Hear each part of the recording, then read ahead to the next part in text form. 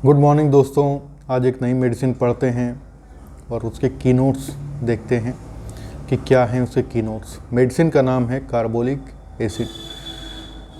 Carbolic acid का जब नाम हमारे मुंह से निकलता है तो एक चीज़ याद रखनी चाहिए, सड़न। कार्बोलिक एसिड आपका एंटीसेप्टिक भी है और डिसइंफेक्टेंट भी है। कोई भी घाव जिसमें सड़न होने लगे तो कार्बोलिक एसिड को याद करिए। जैसे कोई फोड़ा हो गया, बड़ा फोड़ा हो गया और उसको इंसिस्ट कर दिया गया, लेकिन जो इंसिजन का इंस्ट्रूमेंट है वो सैनिटाइज नहीं था प्रॉपरली। अब घाव में इन्फेक्शन हो गया, उसमें सड़न हो गई, मांसपेशियां सड़ने लगी, घाव हड्डी तक पहुंचने लगा। अब उसमें से काला काला सड़ा सड़ा पस निकल रहा है और बहुत ज़्यादा बदबू भी आ रही है। ऐसी कंडीशन में आपकी कार्बोलिक एसिड है। जैसे कि आपका कैंसर है या मुंह से पैखाने के रास्ते पर वेजाइना से कहीं भी कोई घाव हो गया और उसमें सड़ा हुआ मवाद आ रहा है, तब आपकी मेडिसिन है कार्बोलिक एसिड। कार्बोलिक एसिड में वायरस और बैक्टीरिया को मारने की क्षमता रहती है और सड़े हुए घाव पर आप कैलेंडुला मदर टिंचर से वॉश भी कर सकते हैं, वो भी बहुत अच्छा एंटीसेप्टिक है। सारे होम्योपैथिस को यूज़ करते हैं।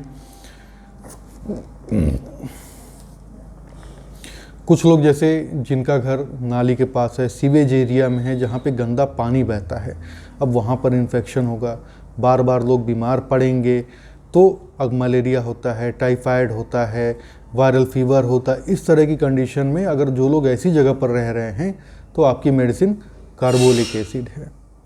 शरीर पे छोटे छोटे दाने निकल गए, फुड़िया हो गई, फुंसी हो गई और उसमें खूब जलन हो रही है और मरीज खूब खुजलाता है। खुजलाने से उसको आराम होता है, लेकिन सल्फ़र की तरह जैसे ही वो हाथ हटाएगा उसमें जलन होना शुरू हो जाता है।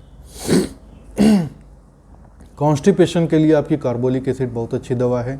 जैसे अलग अलग कंडीशन में हम लोग कॉन्स्टिपेशन के लिए अलग अलग सिम्टम्स देखते हैं, तो कार्बोलिक एसिड का अगर पेशेंट है तो उसके कॉन्स्टिपेशन के साथ जो कॉन्कोमिटेंट सिम्टम है वो है मुंह से बदबू आना। मरीज का पेट साफ नहीं होगा और मुंह से बहुत ज़्यादा बदबू आती है। सर दर्द के लिए कार्बोलिक एसिड की अगर बात करें तो ऐसा लगता है कि कोई रबड़ का बैंड सर पे ऐसे बांधा हुआ है खूब ज़ोर से। इसके साथ आपको एक चीज़ और देखनी होगी, ज़्यादातर कार्बोलिक एसिड के जो पेशेंट होते हैं वो डिस्पेप्सिया से परेशान रहते हैं। डिस्पेप्सिया, कॉन्स्टिपेशन, सर पे लगेगा कोई चीज़ रबड़ से बांध दिया गया है और मुंह से बदबू, ये चार चीज़ अगर मिल रही है तो मरीज के चारों रोग ठीक हो जाएंगे किसी भी कंडीशन के लिए आपके पास आता है। तो डायरिया की बात करें तो जो कार्बोलिक एसिड में मोशन होता है वो लूज़ रहता है, हरे रंग का रहता है और बहुत ज़्यादा बदबूदार रहता है।